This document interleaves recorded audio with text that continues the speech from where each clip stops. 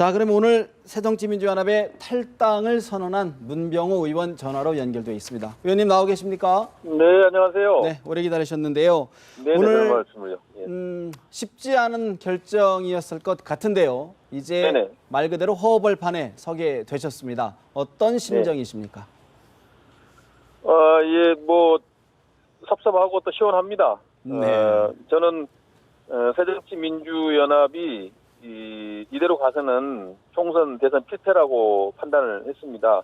지금 새정치연합과 그 새누리당의 이 1대1 프레임은 새누리당이 가장 선호하는 프레임입니다. 예. 쉽게 과반수 일당이 되고 쉽게 대선을 이기는 프레임이거든요.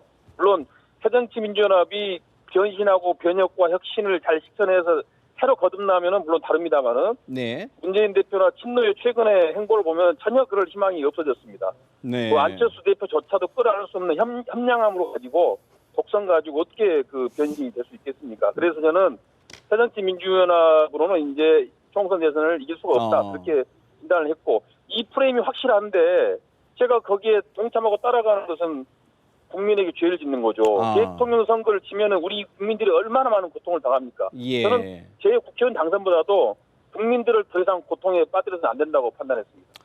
탈당 기자회견에서 말씀하신 게 야권의 대단결과 통합을 위해서 탈당을 결행한다라는 말씀을 하셨는데 네네. 어떻게 그렇습니다. 들어보면 약간 모순적인 말씀으로 좀 들리기도 한데 어떤 의미입니까? 그것은 아니죠. 그것은 지금 현재 새정치민주연합은 기득권화된 패권화된 그 세력이 주도하고 있습니다. 그 세력 때문에 야권 통합이 안 되는 거예요. 그래서 문재인 대표가 한 발 물러서서 야권 통합을 이룹시다라고 한 건데 그것을 거부했지 않습니까? 네. 그러니까 야권 전체가 통합이 안 되기 때문에 그러면 기득권화가 되고 패권화된 세력을 제외하고 나머지가 뭉쳐야죠.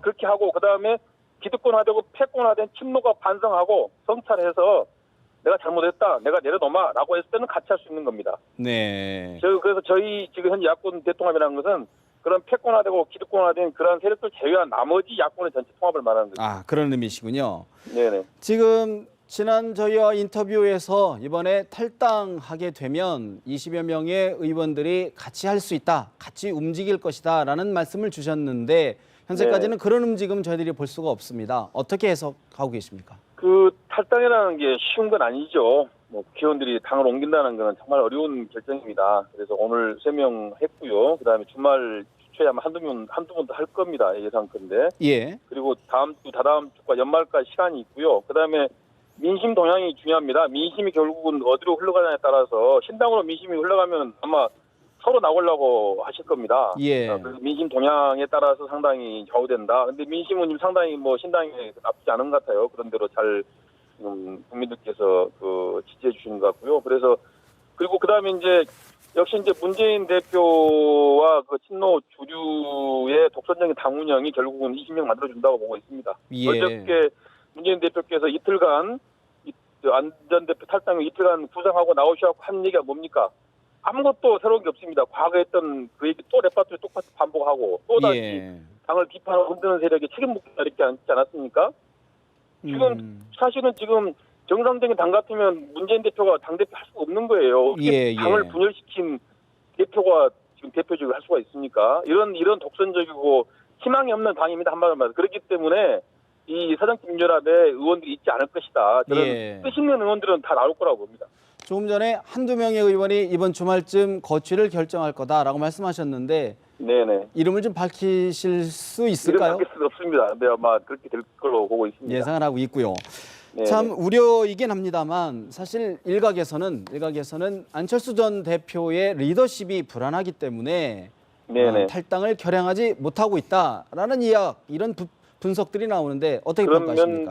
그런 면도 있죠. 뭐 저도 안철수 전 대표 리더십이 부족하다는 것을 인정합니다. 그리고 뭐 저도 그렇고 오늘 나온 3명의 의원들이 뭐 안철수 대표 따라서 나간 건 아닙니다. 예. 아까 말씀드린 새정치민주연합의 비전 또 앞으로 한국 정치의 미래 이런 것들을 생각해서 우리가 대의를 통해서 나온 거죠. 예. 안철수 대표님이 이제 어쨌든간에 국민의 지지를 받고 있는 분이기 때문에 같이 하는 것이지 우리가 무슨 안철수 대표 뒷공무니 따라가는 사람도 아니고요. 예. 우리는 한국 정치를 바꾸기 위한 새정치민주연합 야권의 승리를 위해서 민주연합이 더 이상 이제 희망이 없는 당이기 때문에 예. 새로운 선택을 한 것입니다. 그렇게 이해해 주시면 좋겠습니다. 그리고 그런 의원들이 그런 뜻에 동참하는 의원들이 저는 늘어날 것으로 그렇게 예. 예상합니다. 오늘 기자회견장에 먼저 탈당한 박주선 의원이 찾아왔는데 어떤 네네. 교감이 있으셨던 건가요?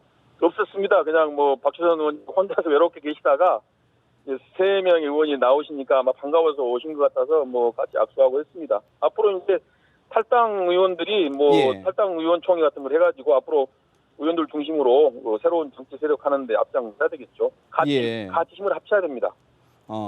또 한 명의 저희들 이제 관심을 끄는 분 중에 하나가 이제 손학규 전 고문을 이제 삼고 초려를 고려 중이다 이런 말씀, 이런 이야기가 들리는데 네네. 어떻게 좀 접촉이 이루어지고 있습니까?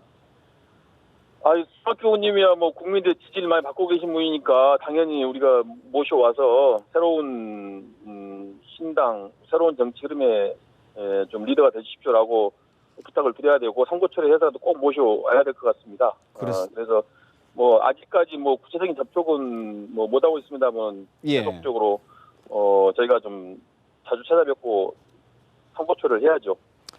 여당 의원 중에서는 유승민 전 원내대표의 영입설이 나오는데 가능성이 네네. 있습니까?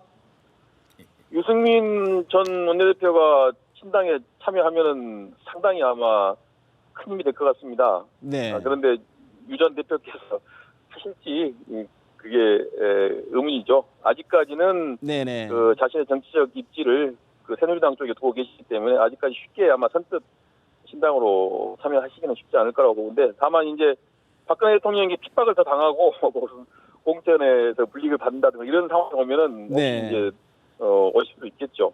고소원 불감청이라는 말씀이시군요. 예, 그렇습니다. 마지막으로 앞으로 신당 뭐 등등 앞으로의 향후 진로나 계획에 대해서 간략하게 한 말씀 해주시죠. 예, 한국 정치 밥상에는 썩은 반찬과 쉰 반찬밖에 없습니다. 그래서 국민들은 배고파서 먹어야 되기 때문에 어쩔 수 없이 썩은 반찬과 쉰 반찬 중에 하나를 먹어야 됩니다. 그러나 이제 신당은 깨끗하고 맛있는 반찬을 밥상에 꼭 올려드리겠습니다. 국민들께서 많이 드시고 지지해 주시기 바라겠습니다. 알겠습니다. 오늘 말씀 여기까지 듣겠습니다. 고맙습니다. 감사합니다. 네. 지금까지 새정치민주연합을 탈당한 이제 무소속 의원이 되겠네요. 문병호 의원과 전화로 연결해서 이야기 나눠봤습니다.